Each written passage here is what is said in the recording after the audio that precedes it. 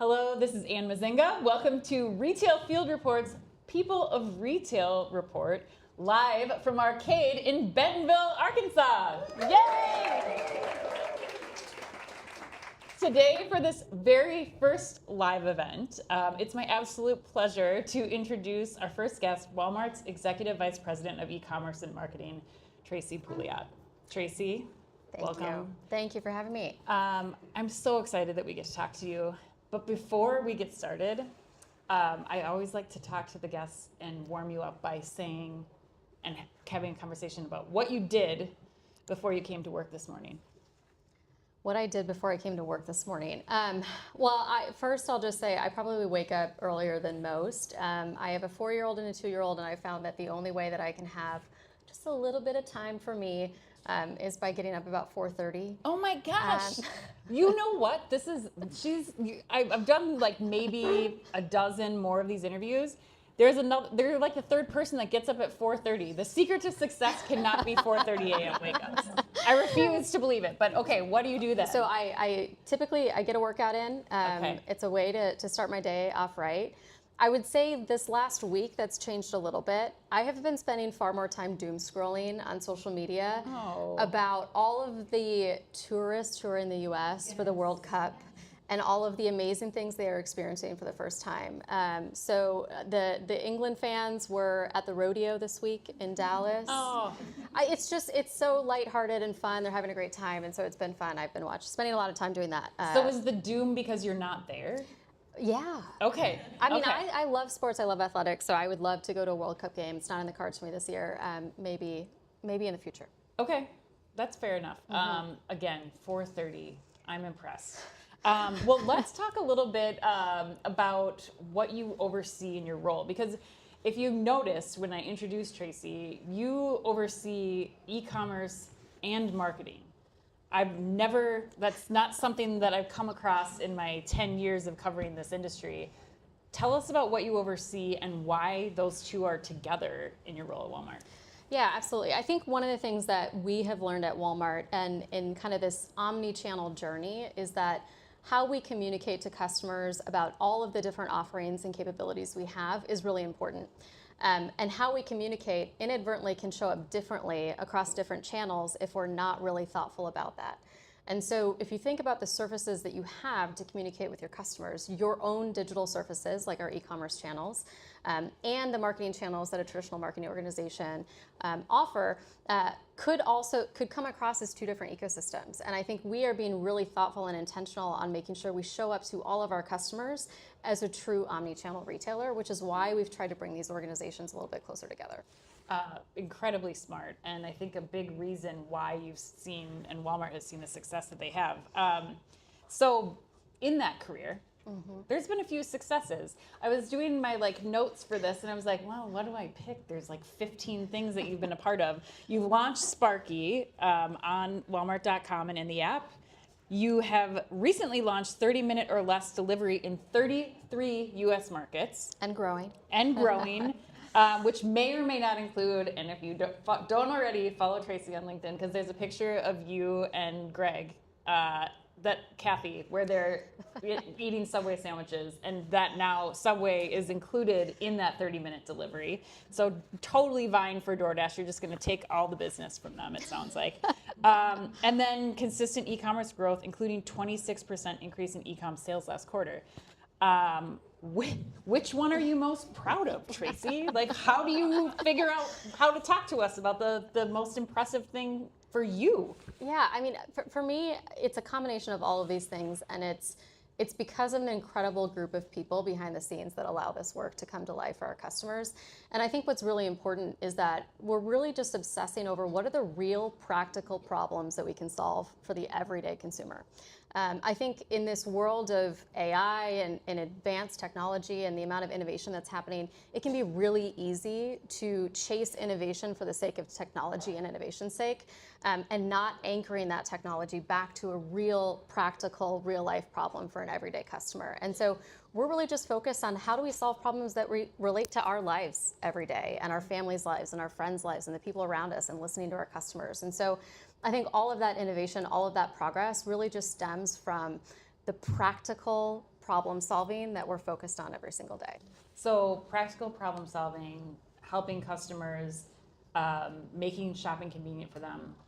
What is your number one priority right now then? If I talk to Tracy in Bentonville next summer when I come down to go to the lake with you in 2027, what are You're already planning on coming back. Oh, this yes. is a good sign. I know. You had me the second I landed and came in from the airport. But what is the thing that you are most confident in or feel strongly about accomplishing? Just one thing, not like priorities, but really narrow in on like what that thing is that you want to accomplish. Making shopping easier, which is kind of a broad topic. It is too broad. Yeah. Narrow in. If you think about a lot of the innovation that has taken place in retail over the past 5+ years, it's really been about delivering convenience through speed. And that's a big priority for us. It will continue to be a big priority for us. But once you start getting to 30-minute delivery, every 5 minutes becomes important, but maybe not as important as other ways of creating convenience for customers. And so we're being really focused on how do you remove the cognitive burden that exists within shopping today? I think we are all used, without even realizing it, by the time a customer is making a purchasing decision, they've already identified the problem that they've had to solve, and they've already started to narrow their list of choices down to individual products that they're looking to find. I think there's a massive opportunity for us to shorten that distance and remove all the complexity that we as consumers are doing during that process without even realizing it today. I think a great example is, I've heard recently that over 80% of Americans don't know what they're having for dinner at like 3 or 4 o'clock in the afternoon. Agreed. That's real for me in my household, so most days. And if you think about what it takes to solve that problem, without even realizing it, you're going through, if you're doing a traditional grocery basket, you're looking for 5 to 8 items, multiple clicks for every single item, scrolling through multiple offers to get to the items that you're looking for just to build that cart. And when you start to look at it that way, you realize there's so much waste and there's so much opportunity for simplification for the customer experience. So when I say we're focused on making shopping easier, we're really focused on all of these real-life practical applications where you can take that cognitive burden and simplify shopping. And a true testament, I think, to how you and your team think about this, because too often, and even like when all of the even more rapid delivery providers came on the scene a few years ago, it was like, can we do it in 10 minutes? Can we do it in 5 minutes? Like it's speed was the only thing we were chasing, not this total idea of convenience, which really is exactly what you're talking about, like narrowing choice for me, helping me figure out a quick alternative if the product I want isn't available. So I think that's a really smart way to approach this. Not surprised coming from you. Okay, the other question that I have, as you're thinking about all of the things that you've accomplished and what this one goal is for you for the next year, how do you think that the culture impacts that at Walmart? Because I'm getting this is my first time in Bentonville. I should have started with that. But I'm getting a real sense from talking to people here of just how much it means to be part of this team and how the culture is impacting the success and speed that you've been able to go to market and that we're all seeing. What does that mean to you, Tracy? How does that impact what you're going to be able to do in the next year and beyond? We say at Walmart that our people make the difference, and we've said that for a long time. And I think we are realizing in this moment with rapid technology acceleration that is true now more than ever before. And that may seem strange because of what this technology can go do, but what we're not talking about at an industry level and at scale is that behind that technology are still people. And those people are still having to make real decisions and drive real outcomes every single day. And so I think we spend a lot of time caring about our people and obsessing over our people because that's what makes this place special. And it makes it fun, it makes it enjoyable every day to come to work with an incredible group of talented individuals. And so it all starts with the people, and for us, our positioning statement says that we are a people-led, tech-powered, omni-channel retailer. We truly believe that today, and we believe that in the future, and all of this technology doesn't change that. It makes that even more important, that the people are really the center of everything that we do. And so I think we're just really leaning into what makes this place great, which is the people. Well, there's definitely something in the water. It's very clear. Well, happy associates. usually translates to happy customers. But you've added a few more customers to Walmart, into Walmart Plus, myself included, in the last couple of years. I noticed your awesome shirt. Yes. You can find I'm it at wearing Walmart. You can still find it at walmart.com. But I mean, I'm a true convert. I live in Target land in Minneapolis, and I'm the one in the neighborhood who's getting all the Walmart Plus deliveries, and then telling all my neighbors about it who may or may not work at Target, and they're like, oh, good, you know. But I have to know, especially when we're getting back to like this idea of leading e-commerce and leading marketing, how do you cater to and personalize the experiences for that wide of a demographic of customers, from, you know, people who are saving money and living better and living paycheck to paycheck, and Walmart's their go-to place to feed their families and support their families, all the way to people who are, you know, this new upper income demographic that's going to Walmart and staying. Mm-hmm.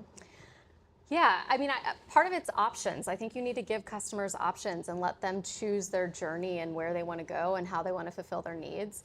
I think we also, even with the great fashion that you're wearing, it's really about making options accessible for everybody. For us. So it gets back to that convenience. It gets back to the convenience. Yeah. And I think when you can create incredible fashion, when you can bring great brands to customers, and you can keep prices really low, you give them a suite of options that allows them to choose what path they want to go down. And we're really focused on making sure we make all of those options available to customers, and then let them choose what it is, you know, they want to purchase and how they want to fulfill their needs. But it all starts with having that suite of options, which is where things like our marketplace assortment become really important, right. Because you can only fit so many items in the four walls of a Walmart store. And so we've got to look for other ways to bring those options to life. And Marketplace is expanding, another big announcement, into Mexico. How does that change, again, like now you're just adding more people, more, you know, supply chain and logistics that you have to figure out. How do you think about that and the opportunity there?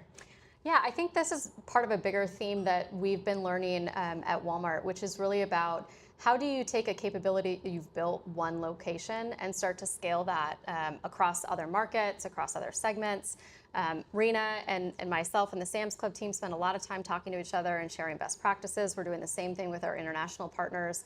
And we're probably doing that more than we ever have before at Walmart. And I think what we're finding is that there's a lot of the same problems regardless of where you are. Most of those problems are very similar. And it just takes us having a conversation to realize, wow, we can solve a problem once and scale it to so many customers in a much faster way than we probably were doing before. So I think it's just part of this broader theme of like, if we have capabilities where we can create value for customers, let's just go do that, wherever that may be. Right.